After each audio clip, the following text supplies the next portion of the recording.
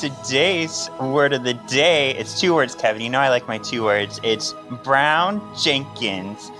And this comes from, I've been watching Cabinet of Curiosities on Netflix, and it led me to start reading I've been reading through the works of Lovecraft, and Brown Jenkins is a Lovecraft character. He is a hideous little rat thing with a human face, with human legs. And this story was crazy. It was written in the 30s. It's from the Dreams in the Witch House. And it talks about the Einstein, I don't remember what you call it. They talk about it in Thor Love and Thunder, where it's like a wormhole from one spot to another. They talk about that. They talk about other worlds. I'm like, this was all in the 30s. But fun fact that I learned about Brown Jenkins, the little rat, if you remember the movie The Witches, the little fat annoying kid turns into a rat, and his name is Bruno Jenkins. Oh. And when you look at Bruno as an Italian name, it derives from the word brown. So the story has really inspired other people to use aspects from it. I love it. That was a fun little fact I learned. Thank you. Magical. You're magical. Oh. You haven't even read that? Wait, what are you doing with the book? So he has the confidence to finish the story. Hear now the words of the witches. This is Kevin, and welcome to Words of the Witches, the Charmed podcast that will guide you through the lesser-known published material in the Charmed universe and decide how it fits into the grand narrative of the TV series. All right, so welcome to episode 54 of Words of the Witches. Oh. I know, it's getting up there. I'm your resident Charmed resource, Kevin. And I'm Sean, and I just love comic books. And we have a guest with us, Jeff Bulk. Is that how you say your name? Bulk? Bulky. Okay, yeah. Cool. Bulky. Well, welcome. Thank you. Thank you for having me. Yeah, I'm very excited. I'm not going to tell people who you are yet, but... I know. Pick me.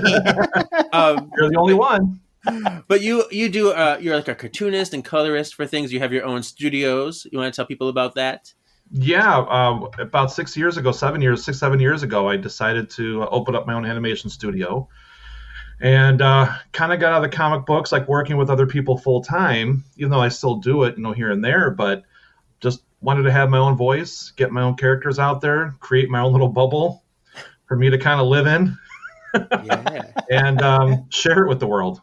Yeah, you draw a lot of squirrels. What made you decide to do squirrels and rodents and things like that? When I was a kid, I just had this little squirrel that would just always bug the hell out of me. And whenever I build something in the sandbox, that stupid little thing would just go and destroy it. But after a while, he started kind of becoming a friend. And then just since then, since I was a kid, I always wanted to have my own character, a squirrel. And so finally, I have the opportunity, and now he has friends. Cool. I love that. What's your relationship with Charmed? Were you a fan at all? Were you casual? I was a fan of the original series. I haven't seen the newest series. It hasn't gotten a lot of reviews either. A lot of good reviews. Yeah.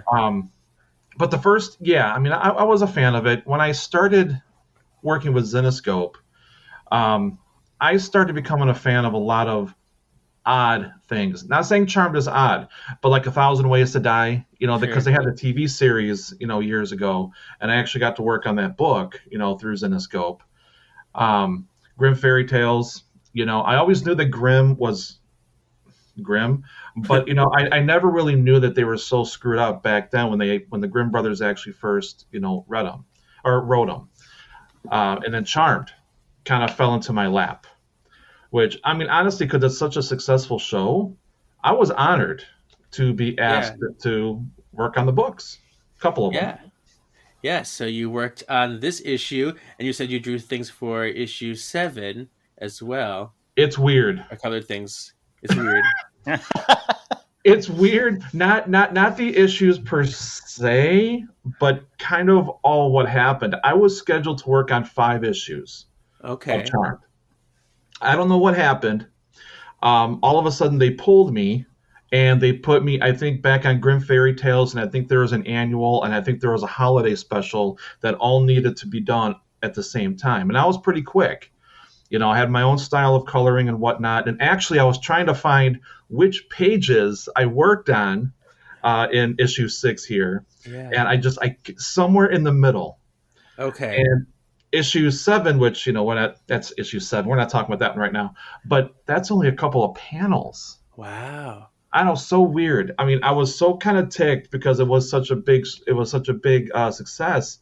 And it was kind of nice to have women come up to the table when I'd go to shows, as odd as that might sound. But it's nice to get a nice eclectic group of people coming up to the table versus just like, one group and call it a day. Sure. That's just how I am. So yeah, it's going to be fun to get into this and like discover if you remember anything about the process as we go. But I'm going to read, because I never read the back of volume 1 in any of our first issue episodes. So I'm going to read the back of volume 1, then I'm going to read the back of volume 2, which starts this comic, and then we'll get into the issue itself. Okay. So volume 1 said, "Hear now the words of the witches." A centuries-old spell unlocked the power of the Charmed Ones, 3 sister witches born to protect the innocent. Through success and tragedy, love and loss, the descendants of Melinda Warren battled the forces of evil for 8 years before winning their happily ever after. But that was only the start of their story. It's been a year and a half since Piper, Phoebe, and Paige were victorious in their ultimate battle against evil. They've put the past behind them and settled into their relatively quiet lives with their families, but the death of the first innocent that the Charmed Ones ever saved has reawakened an ancient evil more powerful than the sisters have ever faced. Now with a brand new threat emerging, the Charmed Ones must prepare for the fight of their lives. So that was those last 5 issues description. And this, we'll talk about the next 7 issues, I think, to come. Like, there's quite a few in this one. And it says, "The secrets we hid in the night." So it's the next word in the spell, next line in the spell. The Charmed Ones have long since come to terms with how their magical calling complicates their lives, but that does not make things any easier as they confront challenges that affect their families. Phoebe faces a ghost from her past in a future that has yet to be written. Piper's daughter reveals power she should not possess. We talked about that. Which leads Leo to an offer that few could refuse. And Paige helps save an innocent victim from a demon attack, only to find herself with a new kind of charge to watch over. As they deal with their complicated lives, the mysterious power behind recent threats is finally revealed in the body of an enemy they never dreamed they'd encounter. The sisters must fight in an epic battle between the heavens and the underworld that can destroy the power of 3 and all of humanity in the process. So, I guess, silence! We weren't even talking. I know, we weren't saying anything. So this issue is Morality Bites Back. Yes. Yes. I have both versions of the cover. Ooh. No. This was published February 16th, 2011, written by Paul Ruditis, artwork by... You remember him? Did you talk to him? No, well, only via email and very briefly. Yeah, but he was on the podcast. 2011. Oh, 2011. I know, isn't that crazy? This is February 2011, which is interesting because the original episode aired in February. It took place in February 2009. Oh. But artwork by Tess Fowler. Tess Fowler is the artist. We have another new artist. They changed a lot in this series. Oh yeah. I can tell you stories. Yeah. And you are, right? You're going to tell us? A whole other podcast. Oh, jeez. Cover A was by David Seidman. We know how we feel about David Seidman's work. We love these covers. It has Phoebe with her hands aglow and her hair a-blowing. And her Cal Green is in the background with his baseball bat, smiling like a douche. And how does a douche smile, Kevin? I don't know. Just really smug and cocky. I don't know. Okay. And we have like the Bay Mirror on tap. It's a beautiful cover. This one, cover B, is taking a promo picture from Death Becomes Them. I recognize this picture. And there's another like shadow of a baseball player in the background, but it's kind of swirly and colorful. Ta-da! That one actually was a lot more popular. Really? Probably because wow. Probably because I think because just the photo of her. Yeah. I think that's why it was more popular. I kind of like cover A, to be honest. Me too. I do too. I've always found photos on comics is lazy, in my opinion. Like, exactly, I want the that's art. what I think. I want the art, right? Like, it's a comic book; they're meant to be drawn. I don't need a picture of the show. And then coloring by John Hunt and Jeff Balke. Oh, Wait, that's who we're talking to. hi. And then letters by Jim Campbell, edited by Ralph Tedesco. Ta-da! So page 1 has Phoebe at the Bay Mirror at work. She has a photo of her family, Coop and Prudence Jana, PJ, on her desk.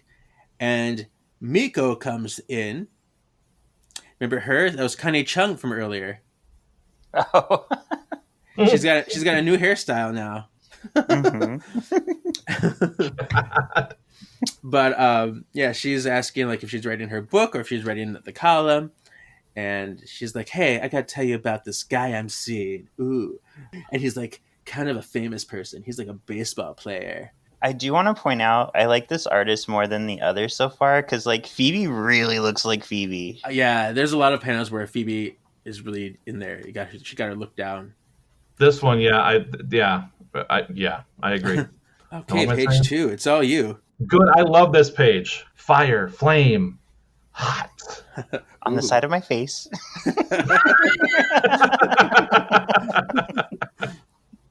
Yeah. Look, I told you I'm going to be the worst at this, just to let you know. So this is Phoebe. She's got like a shock of like, oh, gasp.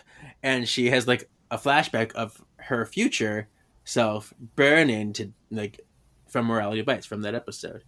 Yeah. Because Mika tells Phoebe who her guy is, and it says it's Cal Green, and she's like, "Oh my gosh, that guy! I know she that gets name." So mad, she turns into the Phoenix. Right. But it is a very beautiful picture, and it makes sense, because you have that instant like jolt of like, whoa. That was like a real hard time for me. One of the kind of not weird, but one of the things about working in comics, especially something like this has such a huge following. It's unfortunate that we don't even have a lot of time to really sit back and really look at the book. Oh. This is the first time in 11 years that I'm actually looking back at this book. Wow. Because when I get it, I just get some of the story. Just kind of like, guides me to where and what I should be doing, how I should be coloring it for the most part. And because this is such a big success, with the move, with the TV series, you have to kind of be right on par with what the characters look like, and unfortunately, Zenescope really didn't give you a whole lot of information about that. They just kind of go, well, here's the book, here we go, it's another paycheck. Yeah. And that's kind of really what it came down to. And that's kind of how a lot of us, maybe with the exception of the writer, that's really kind of how it kind of came down the trail for us. So I never really looked. I know. I'm sorry. I'm going to hang my head here. I never really looked like that much into the book. And with most of the comics I've worked on, I barely even know the stories, especially with Zenescope, because I'd be working on 2-3 books a week. At the same time, and it was really, really difficult. Well, this is going to be exciting for you then, because it is. Yeah, you're going to get the story for reals. Because we are so Mr. Rogering this up right here, and this is so cool. Like going page by page, I love it. Yes. I like that term, Mr. Rogering. I'll tell you. I know the artist, Tess. She had to draw every picture, every panel, so I guess she knows the story. But I know that she was a fan of the show beforehand, so I think between her and Paul, this is what helps make this issue a really good one. But yeah. And as you could probably see, there's sometimes on some Zenescope books, you can have up to 5 colorists working on the same book. Yeah. I mean, they just really didn't give us. They just said, here you got 3 days to get it done. Or here you've got about a day and a half to get it done. The quickest I've gotten a book done for Zenescope is 2.5 days. Wow. A full book. And you don't have time to sit there and read it, which sucks. And that was actually my very first book that I did with Zenescope. Again, different podcast. Yeah. It just kind of sucks. But like you said, it's going to be cool going through page by page, seeing Yeah. The characters, the story again, and the artwork again, and then maybe, hopefully, my page will come up sooner or later. Cool. Yeah, that'd be good. I'll scream and let you know. Don't worry. I'll be like, ah! There it is. Okay. Page 3, the conversation continues. She's like, yeah, me and Cal met at an MLB press event. And Phoebe's like, Cal Green, like the baseball player? She's like, yeah, here's an autograph. Do you and Coop have plans tonight? And so Phoebe agrees to go to dinner with Cal Green and Mika, more so to spy on him because she knows this is the Cal Green who killed her friend. Yeah. So she's like, yeah, I definitely want to meet him. We could postpone the other plans I have. And then in walks, I think it's supposed to be Elise. So in walks Elise, and she's like, you're not postponing the web chat, right? She's like, no, we're just making plans for dinner. Everything's great. So for context, I don't know if you know the episode that this is kind of a spinoff of. It's a spinoff of Morality Bites, where they went to the future, and Phoebe was supposed to be executed for murdering Cal Green. So they tried to stop it, and eventually she burned, but they were sent back to the past with a new lesson learned. So this is kind of like revisiting that theory, because now it's like her future is kind of meeting that time period again. Okay. Yeah, but it's interesting because when she says tonight I've got plans, meaning that it's actually her and Coop's anniversary, but she changes it to go to see this Cal Green because she thinks it's more pressing. Mm-hmm. Interesting. And I have to say, that second panel, that big old smile there. Yeah. It's like those lips. It's a fake smile. That's why she's like, I'm so happy to do this. So the next page, Phoebe's talking to Piper and Paige, and they ask her if she had a premonition. And she's like, no, it was just a really bad memory of me burning. I mean, I could feel the flames, and, this is what, the Cal Green that I killed. What can we do to, stop this future from actually happening? And I love that they say, well, there's a lot of things that were different now. Prue was alive. She was a single mom. They were filming Real World on the moon. This is all stuff that showed in that episode, which I thought was really nice to throw in there. And she talks about how 8 years ago she saw herself place her hands around Cal's head and kill him with bolts of electricity. They levitated and he died. And this panel is our first "you look familiar" moment. It's funny, she's so familiar to me, though. Reminds me of this old stray that used to hang outside my loft. Familiars. That's what I'm looking for. Have we met before? You look familiar. Because it's very much almost identical to what we saw on the episode. That's and a good shot of her too. Yeah, this one and this one at the bottom too, where she's like, "This happens less than a year from now, and I still don't know what to do, or where this power came from," because she still can't shoot electricity out of her hands. She's like, "How did I do this?" So, but she looks so much like Alyssa in this bottom shot. It's amazing. Oh Yeah, she does. It's a great shot. Yeah. What I really liked about this page is right before I had all these questions, Kevin, I was going to pick this apart. I'm like, but Coop wasn't there, but Prue was there, not Paige. And I was, oh, they just explained it all in this one page. Yeah. I was like, all right, you win. You win, comic book. Yeah. And they even mentioned that on the show. They're like, there's a lot of things we saw in our future that's not going to happen. That's already different. And that comes from just knowing, I think, Mm-hmm. I'm going to let you guys, take this. I'm going to kind of chime in. I'm going to charm in every so often.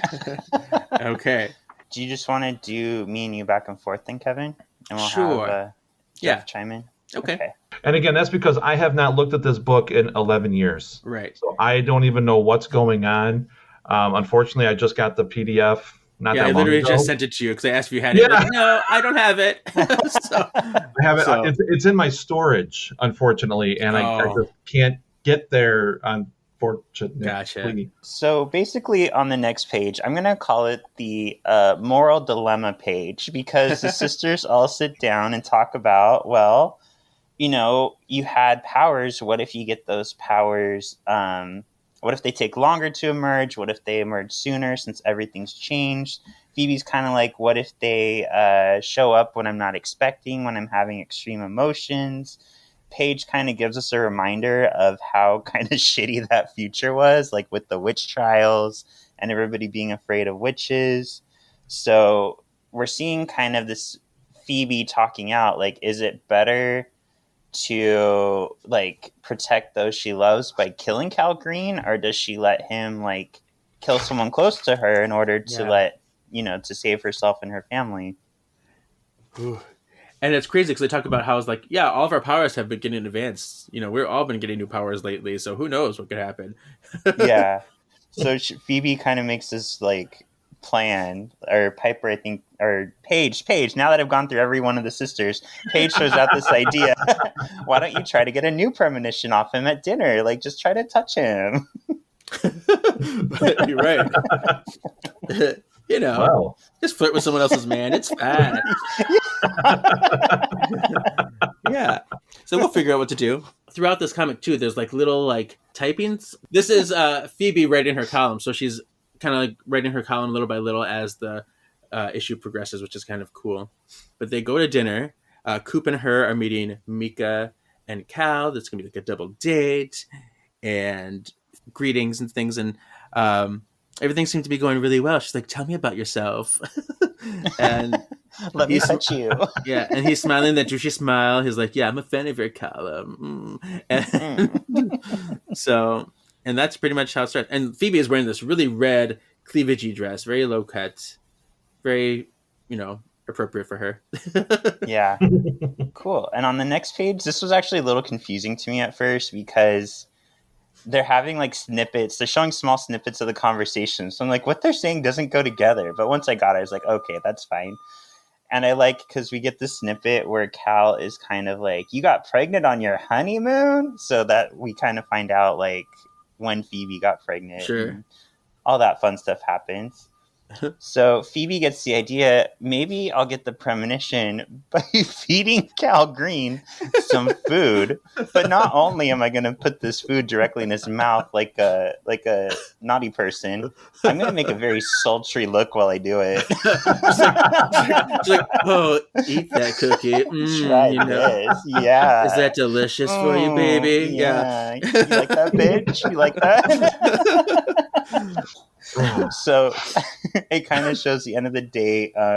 Coop and Phoebe are left behind waving like and saying it's nice to meet you, and Coop's like, do you think feeding him was like a little over the top? Was that a little much? Was it? Yeah, she's like, I got nothing off him. This was a waste of time. And this is Coop taking Phoebe to Cupid's temple. This is the first time we ever seen Cupid's temple. Mm-hmm. So it's like the up theirs, but for Cupids. And they're like, yeah, this is our anniversary. And they keep talking about Cal, and they compare the relationship, to see if they rushed in to things like Mika and Cal are doing. And they're like, don't compare our relationship to theirs. It's nothing like that. And they talk about Cole a little bit. She's trying to figure out how to proceed. Like, is Cal really a bad guy? Like, how does she know for sure? She's like, maybe he's great, and I'm just gonna ruin it by being like a nosy bitch. And so, but it's really sweet because Coop is really just like, whatever you decide, I'll support you. I have faith in you that you'll do, what's right. And all of a sudden, this little cherub with wings, this little baby angel comes over, and he brings a little paper to Coop. And let me tell you this bit of advice, Jeff. If you don't want your world to be ruined by the history of cherub little babies, do not listen to the morality series by Kevin, because they are dead babies. They are dead babies. I know this now. Yeah. Crazy. It's going to be fun. I'm going to cry myself to sleep. I know. I fell in love because of a dead baby.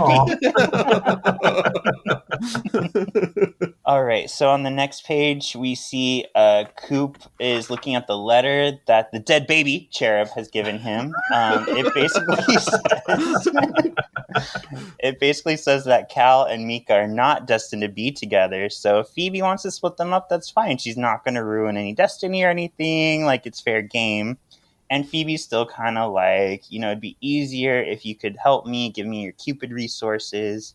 And Cupid says, maybe we're not supposed to. Maybe this is all about you using your own internal powers and internal Phoebeisms. And I trust that you're going to deal with it. Love that. And they're hugging, and it's sweet. Yay. So the next page is Phoebe.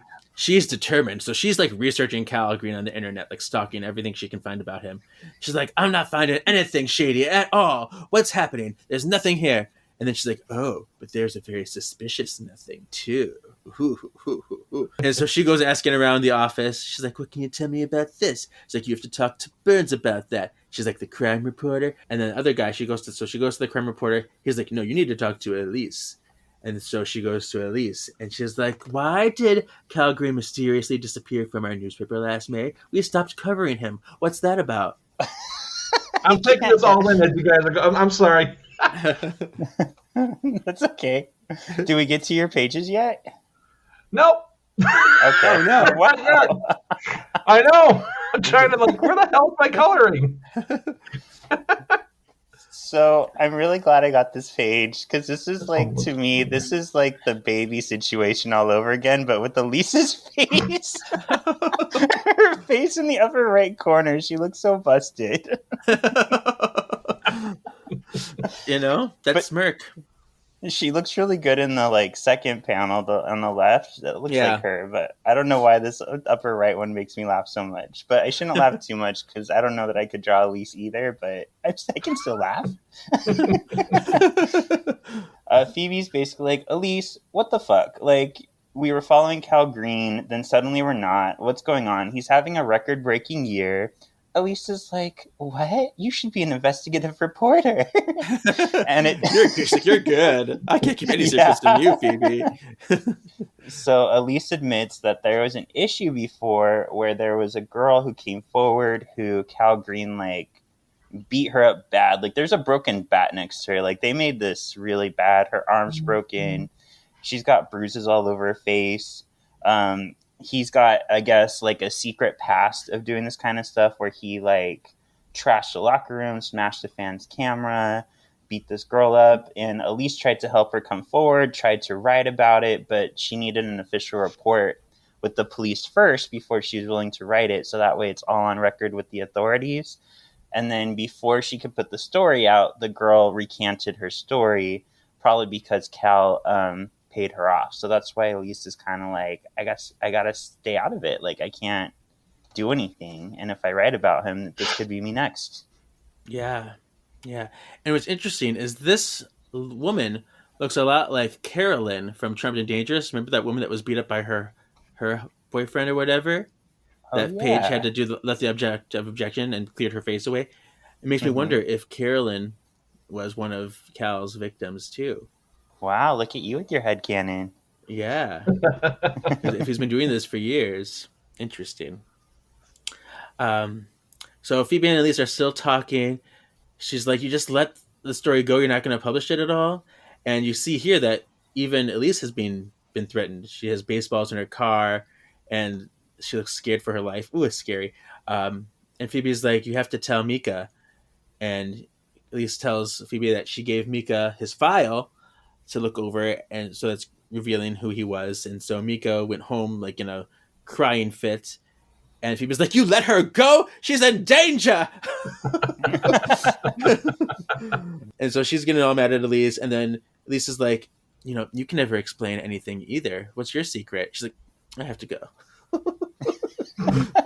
So on the next page, we have this really great shot of the three sisters with Phoebe driving on her Bluetooth, hands-free, and we've got Piper on her house phone and Paige on her cell, and Phoebe's letting them know that Cal's dangerous, he has a history of violence, he's after Mika, she needs to get there as soon as possible.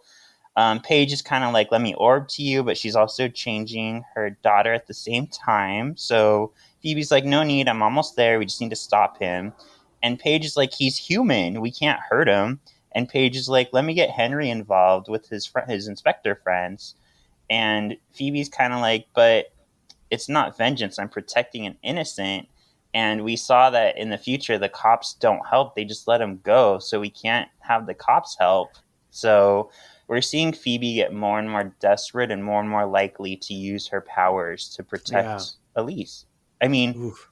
Mika. But this here on this panel, that Piper in the middle on the top is another you look familiar moment. It's funny, she's so familiar to me, though. Reminds me of this old stray that used to hang outside my loft. Familiars. That's what I'm looking for. Have we met before? You look familiar. Oh. So this Piper on the phone is directly derived from a shot in Engaged and Confused.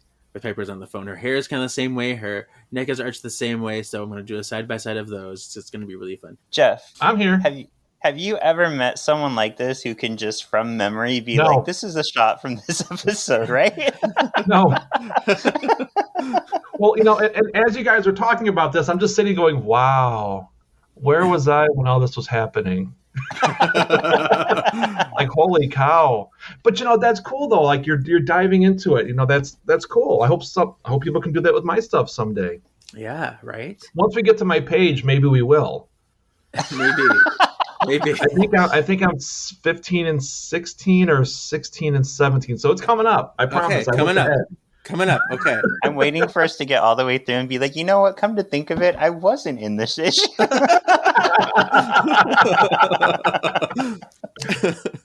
Oh, no, I did this one. I did 14. I'm sorry. See, I lied. We just did 14. That was the last No, we page. didn't. Really? No, we didn't. 15 is the next one. No, we didn't. Bitch. No, we didn't. Yeah. Yeah, the one that Sean just covered. No, because weren't we just talking about the sisters up on the top panel, Yeah. the individual? Yeah. Mm-hmm. Well, for me, okay, hold on. For me, that's page 13 on here. Oh, okay. Okay, so you know what? The paging just might be off between the PDF and then the actual book. Okay. So, okay, I will take that back. You're not a bitch. Well, he is, but Well, You know. okay, yes, but Different reasons. okay, so here we go. This one is my page. Do not ask me Okay. to talk about it because I don't know what the hell's going on. All right, Sean, tell us about it. it's your turn. I just did the last page. Oh, yeah, right. All right. What a bitch. I know. I hate her hair. All right, so the next page 15, is Phoebe coming to Mika's apartment going, bam, bam, bam, bam, bam. I'm knocking on the door. Hurry up, get out. And Mika's like, I guess you heard the news. and she's like so distraught. She's like, I called him. He didn't even deny it. He just started screaming at me, saying really horrible things. She's like, it's over between us. I'm done. She's like, let's go back to the office and do this webcam show, this live webcam chat, and like take my mind off all this crazy. And then Phoebe looks out the window, and there's a cute little cat there. Oh, I love the kitty. Aww. But she sees a car parked out front. She's like, oh, let's take the stairs. You might be in danger, girl. Okay, I want to make a note here. I hate Yes. the way that I colored their hair. Okay. What's your issue? I'm looking, God, 11 years ago. What the hell did I know? But I mean, looking at it right now, I mean, it looks like she just stepped out of a shower. A little Her wet. hair is like so shiny and so glossy. But maybe she did. Maybe she was showering Maybe to she get the did. stink off, you know? I mean, She's in a bathrobe. maybe. I don't know. It just, I don't. Yeah, I'm not happy. We're with trying to protect you, Jeff. We're trying I to wanna protect do you. it.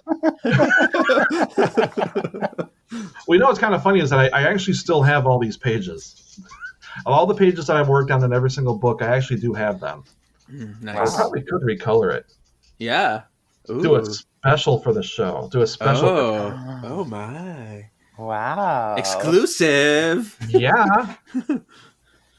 I'm No, all this tingly was inside, fun. and I'm sure it's not I a like the fart. colors I chose, though. I do like this. Benny, would you shut up?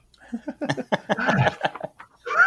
Every time I try to talk, my dog shakes. I don't know if that's a good thing or a bad thing. I think I did. Yeah, I did the next page 2. Yes. Okay.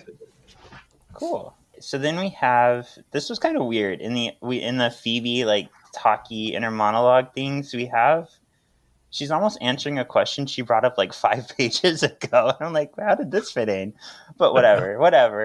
Well, it's all we're- it's all her article scattered throughout the issue. Oh, is that It's what a it whole is? article. Yeah, I Okay. actually I put all these pieces together and I created the full article so I can read it to you at the end. I think it'd be kind of Oh, fun. it'll be like bedtime. Yeah. So we're in the office in the Bay Mirror, and in one room is Piper and Paige, and another is Phoebe and Mika. I just realized Mika's hair is completely different here. It changes a lot. So maybe she's just like, I'm, a whole new Mika now. Yeah. But it's kind of goes back and forth throughout this issue. So I was a little confused by that. He'll never find me with this hair now. Right. So we kind of see Paige. This is very Paige. She's like, let's just use a spell to make him not love Mika anymore. And Piper's like, that's great. That protects Mika. But what about like any future girl, And then we cut over to Phoebe and Mika in her office. And this is like, I wouldn't have expected this. It's very simple, and I like it for the story. But usually if you tell a girl, like, your boyfriend beats people, she's like, no, he doesn't. He loves me. And it's like, Right. Mika just like, yeah, I believe you. Yeah, he's a jerk. I don't like him anymore. Right. That is kind of different. Mm-hmm.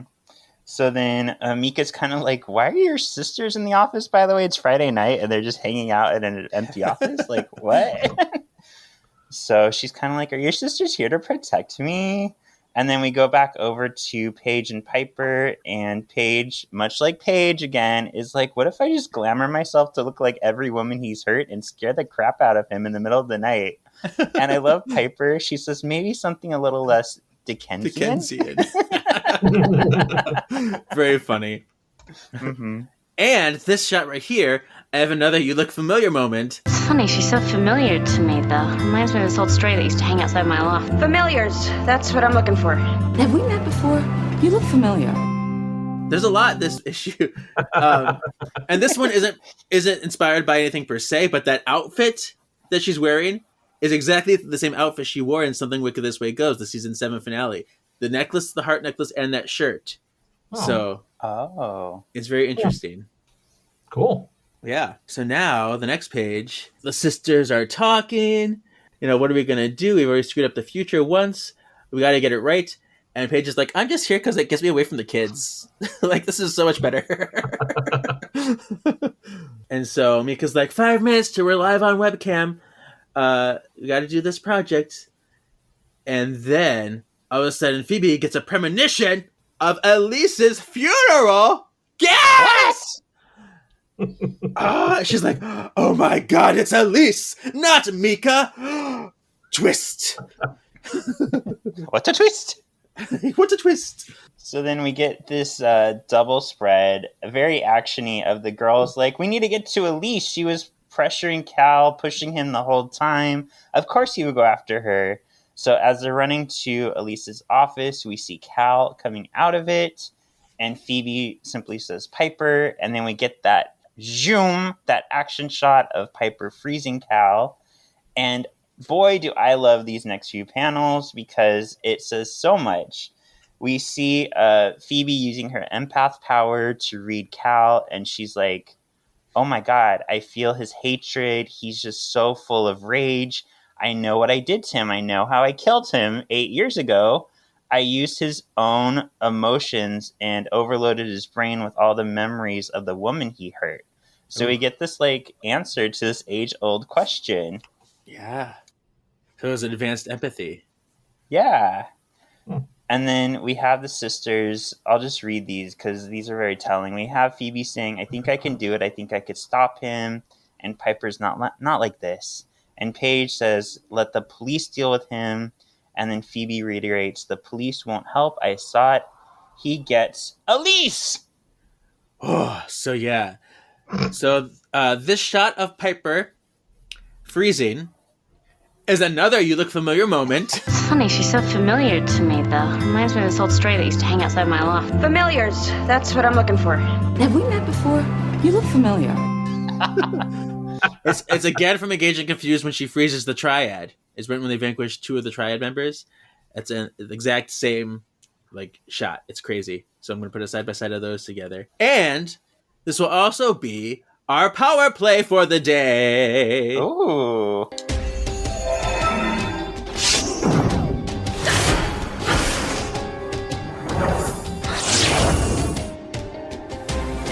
Power play. So today's power play is, of course, empathy.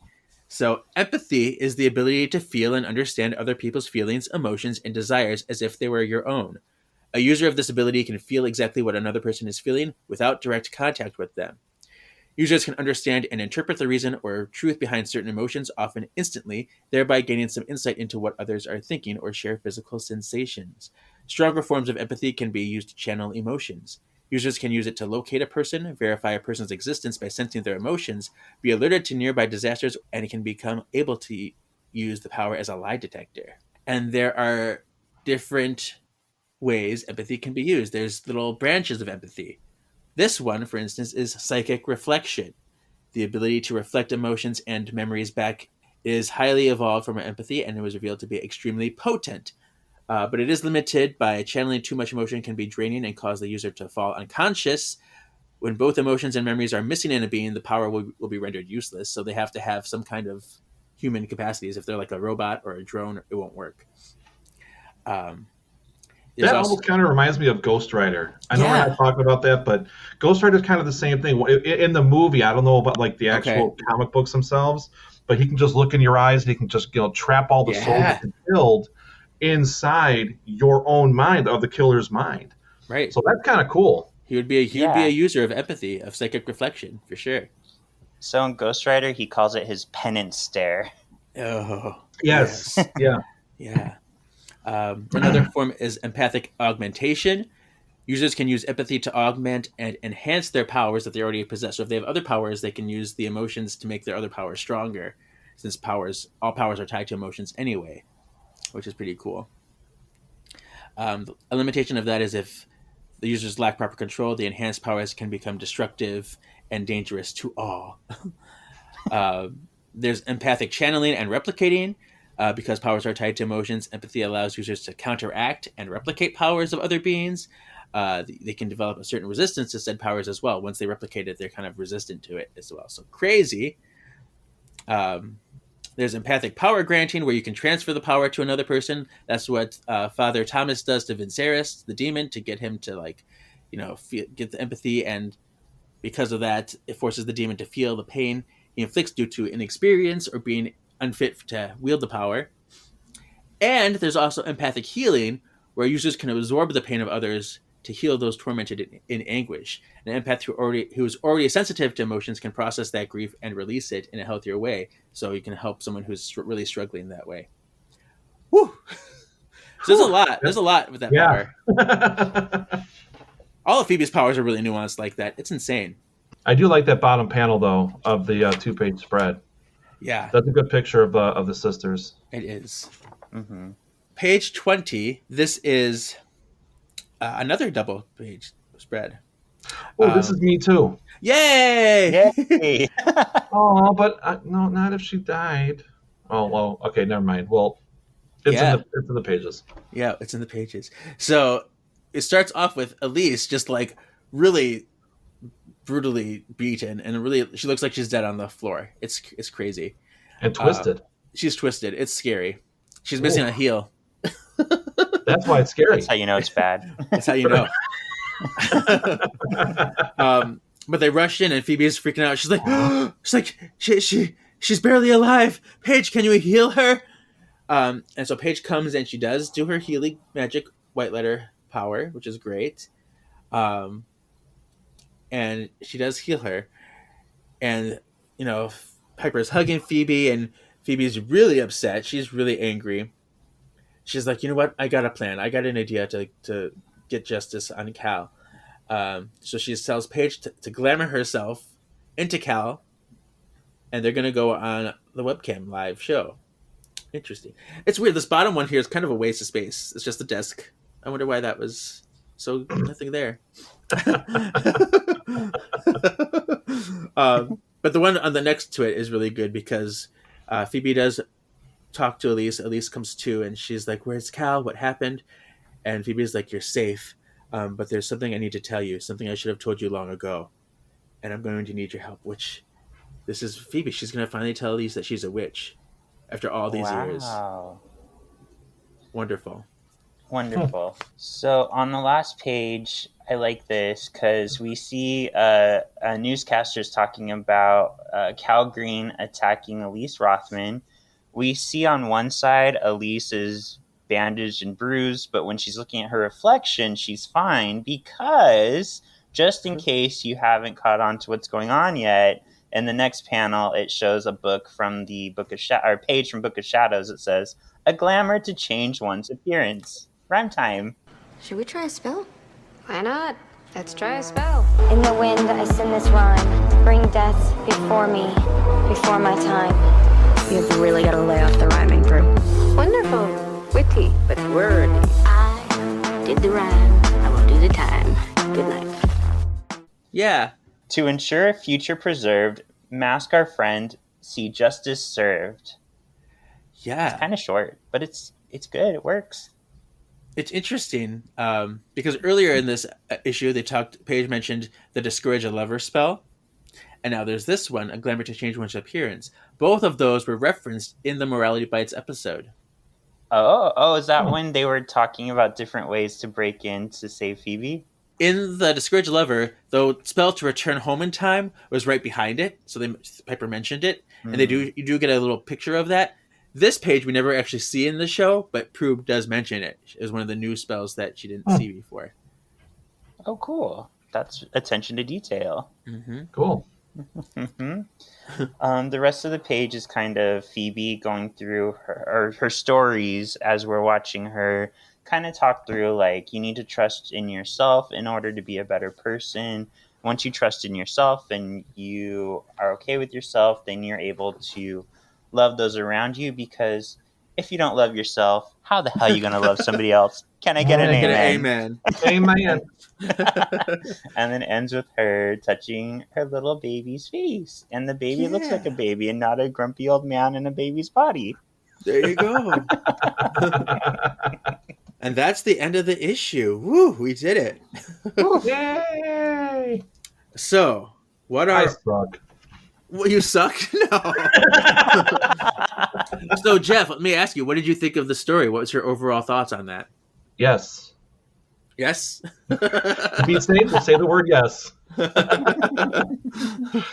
there's just so much that I missed just of everything. And it's like, I feel like I have to go all the way back to the first episode and just kind of watch the whole entire thing all the way through. And then, of course, read the books. I just feel like I just missed so much. But, I mean, this did help. Yeah. Going page by page, going kind of, basically panel by panel and just kind of talking about, and not just reading verbatim what it says on a page. Right. So it does kind of help me a little bit understand more of what's going on. I just wish, where the hell were you 11 years ago? Right. Because a lot of these too, they can only fit so much in a comic book, so you have to do a lot of interpretation yourself and figure out what's going on, which can be tricky sometimes. Yeah. And I do know that the ladies were actually, I think they had to approve stories, art, colors, and everything. So they were pretty much hands-on with basically all the Zenescope Charmed books. Wow. From what I was told, is that true or not? I don't know, but I could see that being a thing because, again, it needs to kind of look like the series. They need to at least look like them. So what are your thoughts, Sean? Yes. See, it works. I really like this as a follow-up to Morality Bites, since it was such a riveting and successful episode. So getting to see it play out, but kind of with a twist. It's kind of like in, my Marvel comics with X-Men. We see these pockets of the future with the characters that are there at the time. So I like that they kind of address, well, Prue's not here, now Coop is, so this is similar but different. So very good episode. Yeah, there's a lot of differences. Think about that time, in their future, Leo was still a white lighter. Here, he's immortal now. Paige is in the picture. And, having Paige in there with being able to glamour and heal really changes how things play out, too. Yeah. And I remember Leo and Piper were divorced. They, hated each other. Yeah, and, Melinda was their first child instead of their third child. So things have just been all kind of moved around.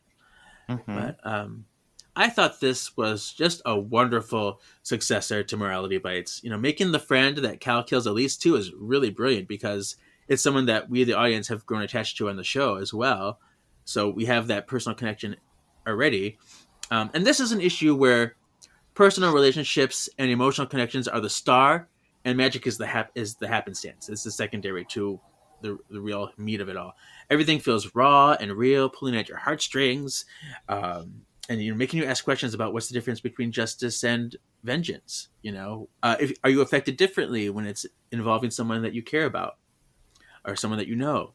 And this is so much like the Morality Bites episode because those themes, showcase exactly what the show itself was all about.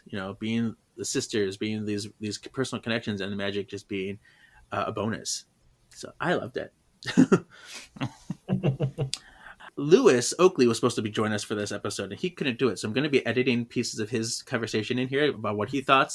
This is your favorite issue of the comic series. It is my favorite issue. I only had to wait 6 issues, and I was like, I am sold. I mean, I love so much of the comics. I genuinely think, like, there's fan fiction out there, there's so much, but I genuinely think with the comics, they really understood the show, and I totally take it as canon. It's like, yeah, no, I can see all this happening.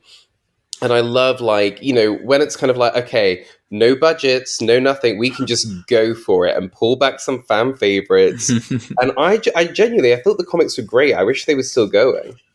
If you were an OG Charmed fan and you saw the episode of season 2 where they go to the future, you all kind of thought, like, I wonder what the world will be like in 2009. I wonder where we'll be, especially in February. So you're kind of like, or you kind of wonder, like, I wonder what would have happened. And this issue, like, answers everything, which is amazing. Or anything for put that in my canonical hat. I don't really think there's much wrong. I just like that they mentioned reference to the spells in the show. There's lots of references to the show. Yeah. But I don't think there's anything wrong with this issue. So, tips for future white lighters. Oh, really just messengers? Guides? Think of us as guardian angels for good witches.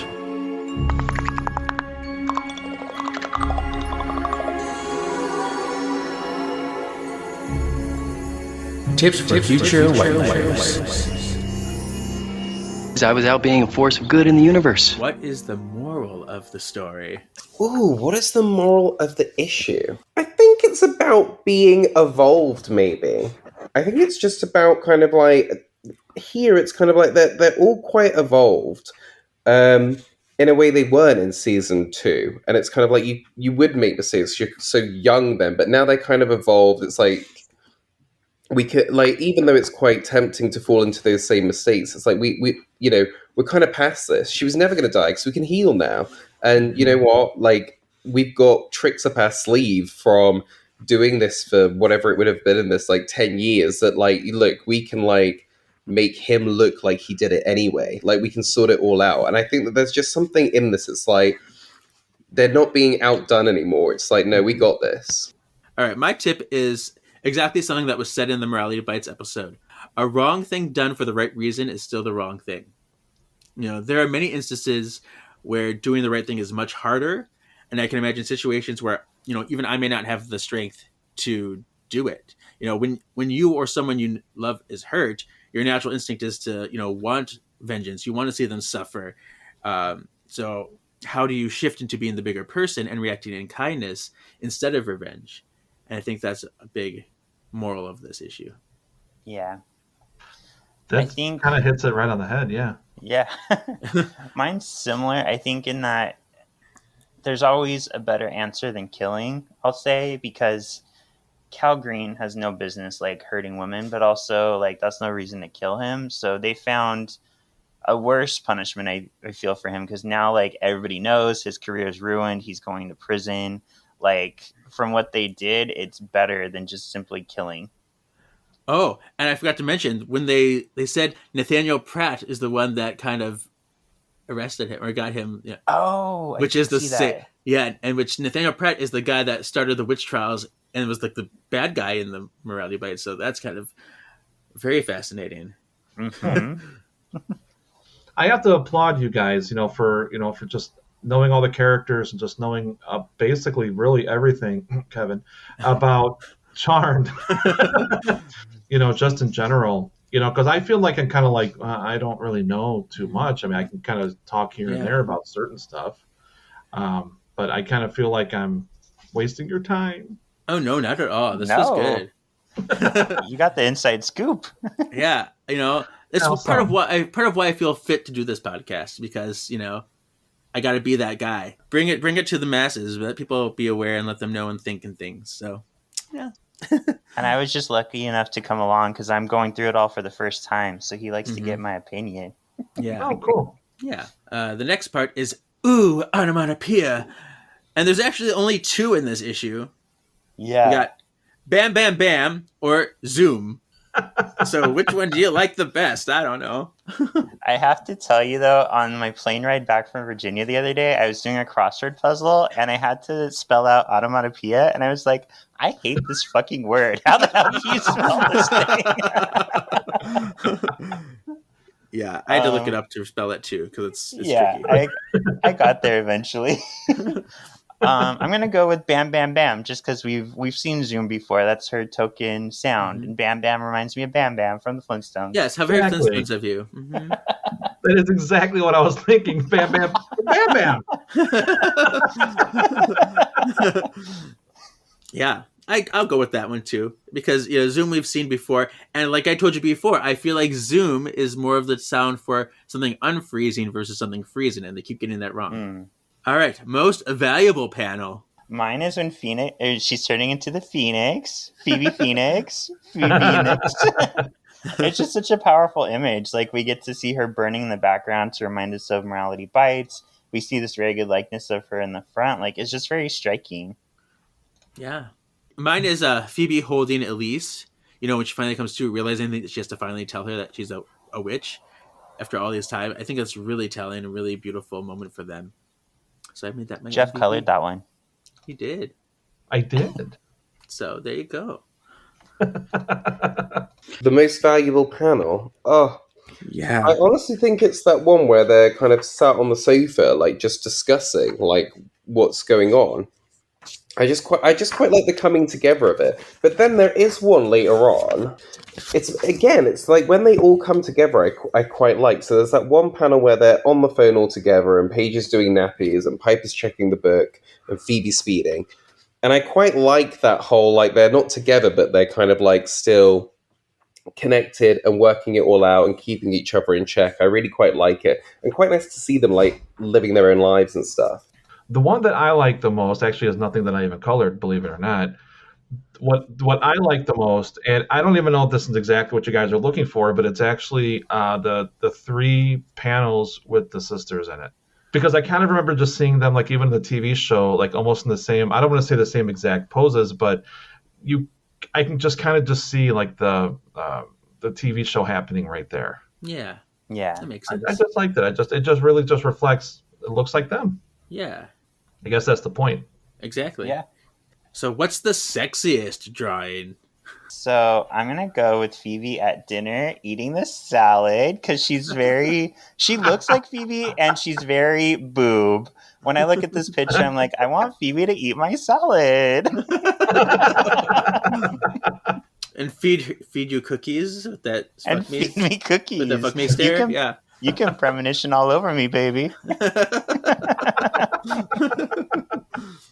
And I was really tempted to choose all those Phoebe cleavage in the red dress pictures because those are really like sexy moments. But I'm actually gonna go for that your MVP one, the one with Phoebe and the burning and everything, just because I think it's just a really badass artwork and very telling, and the shock value is there. So yeah, I'm choosing sexiest for the badassery reasons. This issue. I mean, I keep talking about this one, but I really think it's the picture of Paige on the sofa. I have to this is the one I'm talking about. I mean, I know that this is a podcast, but I just think she looks really good. Oh, my turn, huh? Go slower. I know. Well, I know. I want to. There was a panel in when they go to, what is that? Cupid's temple. Thing? Yeah. Yeah. There was a panel that I just kind of liked after she ate salad, and I'm trying to get there. There it is. It's actually the second panel because the guy just kind of has a shirt like half buttoned open, and of course Phoebe is in her cleavage, but she's got a jacket on though, that's kind of like not very pretty, but But is that one and also right directly below that one where she kind of has like the flower vines or the whatever it is, kind of right next to her? Those are just two really great shots. Yeah. I like those two shots, but Nice. I also love the coloring on there too, the pinks and whatnot. Yes, pinks. So, what would you rank this issue? Vanquishable. It was Yeah, terrible. These no, what's the real answer? I would say magically delicious. It was just so good. And even with some of those parts that were a little jarring to me, I didn't even care. Like, it was just such a good story. Yeah, I am going to say magically delicious too. This is the one that's just really up there. It embodies everything that I would want in a comic of Charmed. And so, yeah, magically delicious it is. I'm going with magically delicious. I think that this is like in my top 3 of the comics, I think. Woohoo! Yes. Well, give me the marshmallows. Yes. I have a few notes that I wanted to say. This is actually the first issue that Hogan and Nina don't appear in. Oh, yeah. And I don't know if you caught this, Sean, but Hogan was actually killed by Nina last issue. I do remember that. Yeah, because I know she was choking, but they didn't really make it clear that he died. So yeah, he's gone now. Kyle Donnie was the crime reporter in the Bay Mirror in the series in Witch Wars. This week's P is for Paul. Prue? Piper. You mean it's just you and Prue, huh? Phoebe? Phoebe, you there? And a big hello to you too, Penny. Come on, Patty. The rest is up to them. Paige. My name is Paige. Another P, imagine that. P is for Paul. So the question for people to answer is, if someone hurts someone you love, would you want diplomatic justice or painful revenge? Ooh. Ooh. I know. How much do you love them? How much what? Yeah, right. How much do you love them? Yeah. So that'll be interesting to see what people say. I'll be curious. Especially if they didn't listen to this issue. They just, vote. I'm like, ooh. Yeah. All right. So, Sean, tell us what's next. All right. Next week, we have issue number 7. We have this really cool cover with Leo holding Piper, but they have like crosshairs on them. And it says, Piper is distraught when she finds that her baby daughter has the same orbing power, which really just makes sense, Kevin, as her part white lighter Aunt Paige, and worries that could put her children at risk again as it did when Wyatt was born. Leo decides to make a visit to the elders for an explanation and is given an intriguing offer, but one that would seriously affect his future with Piper. Meanwhile, Nina has teamed up with a dark lighter as the two set forth on a white lighter killing spree in order to absorb their abilities. Now that she has taken control of the underworld, Nina has set her sights on the upper regions, and things are about to heat up. Oh, the up there's, and that issue is called The Air Up There. So I am the sun, I am the air, H-E-I-R. So ooh, it's gonna be good. It's gonna be frustrating again too, because but we'll get to it when we get to it. So that is the end. Jeff, where can people find you and follow you and see all your goodies? The best place, honestly, is Facebook. Just go to the Jeff Balke Studios Facebook page, because I'm always updating it, always putting stuff up there. Or you can always go to jeffbalkestudios.com. That you can go to all my different social media outlets that I have. I've got some YouTubes coming up very, very soon, including some Coloring with Jeff, where I hand color live. And it also has all the different shows and events I'll be doing. And I'm already working on next year's schedule. Yay! Exciting. Yay. All right, you can find me mostly on Instagram under Sean.Porrett. That's Porrett. You can find my other podcast, Once Upon a Cult, Marvelous Galaxy of Disney. Or where else can they find us, Kevin? Solving for X, where we cover the X-Men 90s animated series. Ha Yeah, and you can find this podcast at Words of the Witches everywhere, except for Twitter. That's Words of Witches. And if you feel like emailing, it's wordsofwitchespod@gmail.com. Or you can follow my personal page, KGZ87. So great. I'm going to end with this beautiful Phoebe-ism for you that she said in this issue. It's going to be interesting to hear it all together. Are you ready? Yes. Okay. Trust. They say it's the foundation for any healthy relationship. I certainly won't disagree. Misplaced trust is what kept me from finding love for so many years. So many times when I met someone new, I had to hold back a part of me, too afraid to reveal myself, too afraid to take that risk. It was the fear that held me back, that kept me from opening up to another person. I lucked out because he already knew the big things before we even met. All right. But it was the little things we learned together that really mattered. And okay, I'll admit, I had some inside information. A little bird told me that this guy was right for me. But do any of us really know the future for certain? Trust isn't a single issue. It doesn't just happen one day. It's a constant process. You have to know when you can trust your friends with your deepest secrets. Trust that your family will be there to protect you. And trust yourself to take the risk. But that trust can't be blind. You have to take care to protect yourself from the unknown, to guard your heart, until one day you realize that someone else is guarding it along with you. Because once you find the strength in yourself, you will be ready to find your love and turn it into something greater. Trust. Wow. So that's what happens if you put all those little pieces together. That's what it says. Isn't that crazy? Yeah. That's great. So, yeah. Well, we'll see you next week's spell word is your destiny still awaits. Anyway, thank you for having me on. Keep doing what you're doing. It's fantastic.